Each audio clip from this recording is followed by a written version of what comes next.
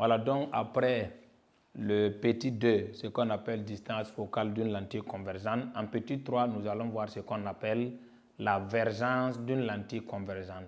La vergence, c'est quoi? Généralement, ici, pour pouvoir définir ce qu'on appelle la vergence d'une lentille convergente, on se base sur l'expression même de la vergence, puisque la vergence là est notée grand C. Maintenant, on se base sur l'expression, la formule en fait. Donc, C est égal à 1 sur F.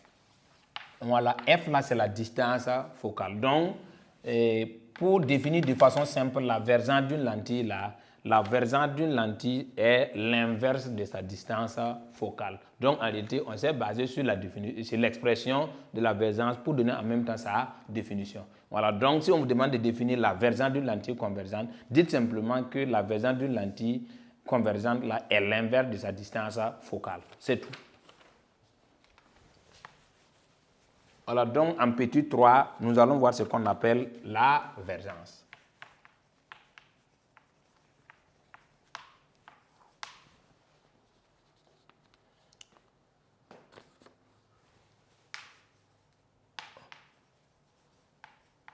Donc, la vergence d'une lentille convergente est l'inverse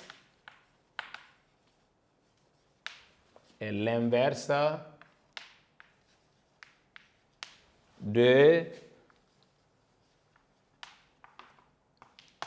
sa distance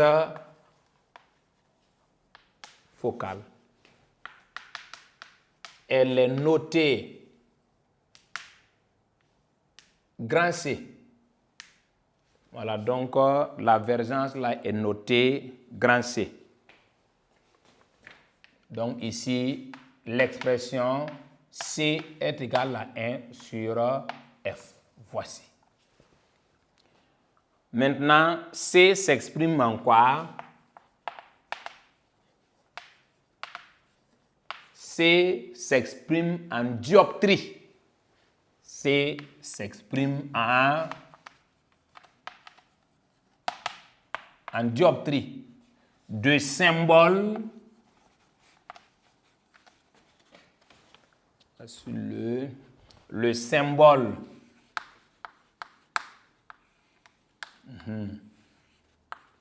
Voilà, donc voici le symbole du dioptrie. Voilà, donc ici, la vergence d'une lentille convergente est l'inverse de sa distance focale. Elle est notée grand C. C est égal à 1 sur F et s'exprime en dioptrie. Voilà, donc je disais quoi? C, c'est une grandeur physique. Vous voyez F là, on avait dit que F là, c'est la distance focale.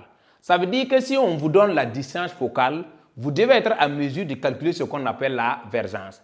Mais ici, les unités. Ça veut dire que pour que la vergence là, puisse s'exprimer en dioptrie, il faut que la distance focale là, soit en mètres. Ça, c'est important. Voilà, donc, ça veut dire que si vous voulez utiliser la distance focale pour pouvoir calculer la vergence, pour que la vergence là, puisse s'exprimer en dioptrie, il faut que la distance focale là, puisse s'exprimer en mètres.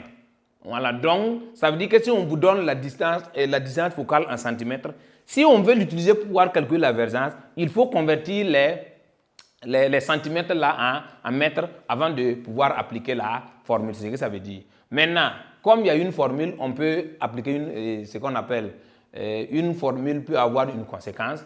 Ça veut dire qu'on peut demander dans un devoir, on peut donner par exemple la vergence et puis on demande de calculer la distance focale. Maintenant, F est égal à quoi? Pour ceux qui maîtrisent les mathématiques, c'est tellement simple. Hein? Si moi je veux tirer F, F est égal à quoi? 1 sur C. Voilà, si vous voulez aussi, on peut faire par ce qu'on appelle règle de l'égalité de deux fractions et puis tirer. Voilà, de toutes les façons, ça ne cause pas de problème. Donc, nous allons voir ce qu'on appelle quoi? Conséquence.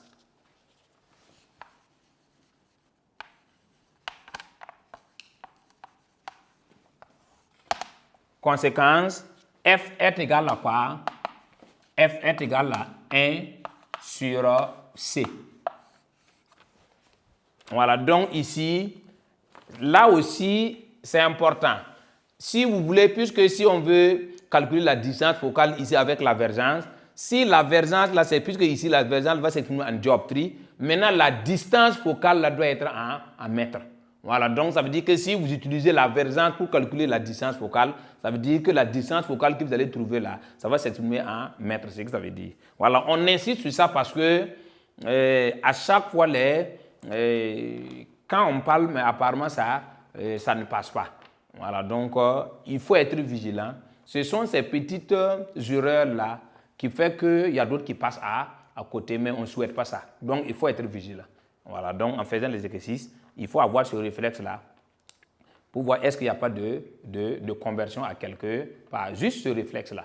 Voilà, donc il ne faut pas bosser seulement pour bosser, il ne faut pas traiter les exercices pour traiter. Non, non, non. Souvent, il y a des situations, il faut avoir ce réflexe-là pour dire, hey, est-ce qu'ici, là, il n'y a pas lieu de convertir à quelque part. Voilà, donc si tu as ce réflexe-là, normalement, tu peux être un bon élève sans problème. Voilà, maintenant, là aussi, on va faire une remarque. Voilà, puisque avec la distance focale, on peut se baser sur la distance focale pour dire laquelle est la plus convergente. Là aussi, on peut se baser sur les vergences de deux lentilles pour dire laquelle est la plus convergente. Voilà, donc de façon simple, si on vous donne deux lentilles, c'est un exemple, hein, si on vous donne par exemple L1, voilà, comme la vergence est symbolisée par C, on va parler de C est égal par exemple à 50 dioptries, L2 de vergence c'est de 20 dioptries. Voilà, donc voici des informations qu'on vous donne. Si on dit parmi les deux lentilles, là, laquelle est la plus convergente? Voilà, donc ici, on ne nous a pas donné les distances focales, mais on nous a donné les vergences. Voilà, si on va se baser sur les vergences pour pouvoir dire laquelle est la plus convergente, c'est tellement simple. Et de deux lentilles convergentes, la plus convergente, c'est celle qui possède la plus grande vergence. Voilà, donc ici, c'est 50 dioptries, ici, c'est 20 dioptries. Ça veut dire que la plus convergente, là, c'est L1 parce que c'est elle qui possède la plus grande vergence. Il ne faut pas mélanger. Si on va se baser sur les distances focales pour pouvoir dire, pour pouvoir donner l'information et pour pouvoir comparer, ça veut dire que si on vous donne deux lentilles et puis les paramètres qu'on vous a donnés, les grandeurs physiques qu'on vous a données, on ne parle pas de paramètres, les grandeurs physiques qu'on vous a données là, si c'est uniquement les distances focales qu'on vous a données, si on va se baser sur les distances focales pour pouvoir dire laquelle est la plus convergente, ça veut dire que la plus convergente, c'est celle qui possède la plus petite distance focale. Je dis distance focale. Voilà, donc si on va regarder, si on vous donne les distances focales, la plus convergente, c'est celle qui possède la plus petite distance focale. Mais dans l'exercice, si on vous donne les vergences, il ne faut pas mélanger les choses. Si on vous donne les vergences, la plus convergente, c'est celle qui possède la plus grande vergence. Voilà, si on va se baser sur les vergences pour pouvoir dire laquelle est la plus convergente. Mais généralement dans les exercices, qu'est-ce qu'on peut faire? Généralement, on peut donner par exemple L1, l'information qu'on te donne là, on donne par exemple F1. Ça, c'est la distance focale. Et puis L2, on te donne par exemple C2.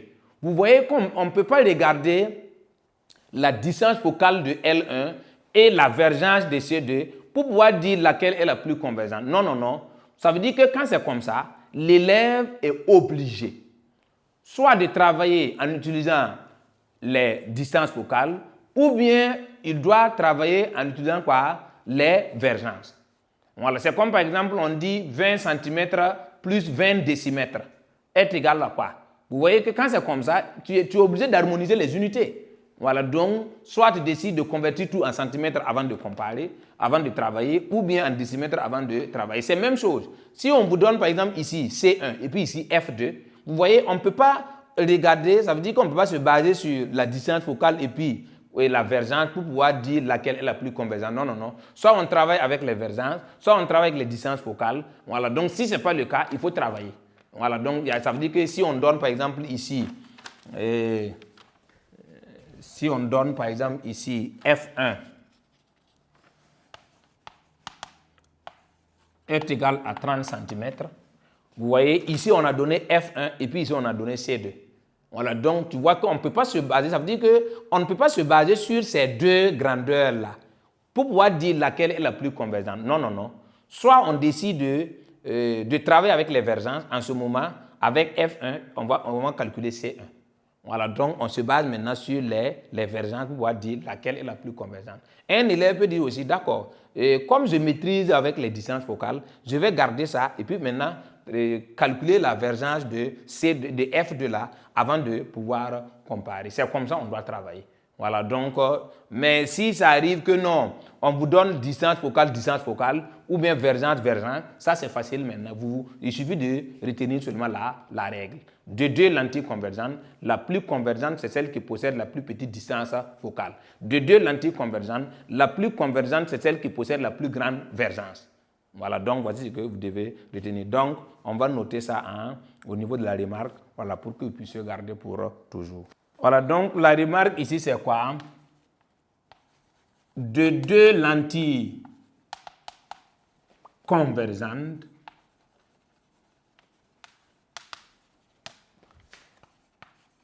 la plus convergente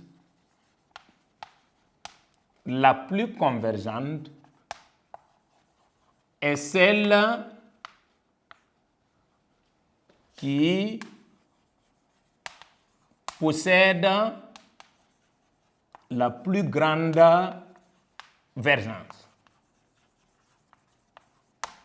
Voilà, donc voici en gros ce qu'on peut dire concernant la remarque. Voilà, donc ainsi prend fin ce qu'on appelle les différentes notions concernant le chapitre 15. Voilà, donc en grand 1, nous avons vu ce qu'on appelle les différentes sortes de lentilles. Différentes sortes de lentilles, on a vu ce qu'on appelle les lentilles convergentes et les lentilles divergentes. On a défini qu'est-ce qu'une lentille convergente, qu'est-ce qu'une lentille divergente. On a essayé de faire des représentations graphiques, voilà, pour que l'élève puisse faire la différence qui existe entre une lentille convergente et une lentille divergente. Après ça, on a vu le grand 2, ce qu'on appelle distance focale vergente d'une lentille convergente. En petit 1, on a vu les foyers d'une lentille convergente. On a dit que concernant les foyers d'une lentille, il y en a deux. Il y a ce qu'on appelle le foyer objet et le foyer image. On a essayé de définir chaque foyer. Maintenant, le petit 2, on a vu ce qu'on appelle distance focale. La distance focale, c'est quoi? C'est la distance qui sépare le centre optique et l'un des foyers. Voilà, maintenant, après le petit 2, on a vu le petit 3, ce qu'on appelle la vergence d'une lentille convergente, qui dit que la vergence d'une lentille convergente est l'inverse de sa distance focale. Maintenant, la vergence, c'est une grandeur physique qui s'exprime en dioptrie. Voilà, maintenant, C est égal à 1 sur F. Voilà, après, maintenant, on a vu des conséquences, voilà, des remarques. Les remarques, là, c'est quoi? On peut se baser sur les distances focales pour dire laquelle est la plus convergente, comme on peut se baser sur les vergences d'une lentille pour dire laquelle est la plus convergente. Voilà, donc nous sommes au niveau de l'évaluation de la séance. Voilà, donc on va proposer un exercice. Voilà, juste l'exercice là, on va utiliser les différentes notions qu'on vient de voir là pour pouvoir traiter ça facilement. Donc, je vous invite à suivre.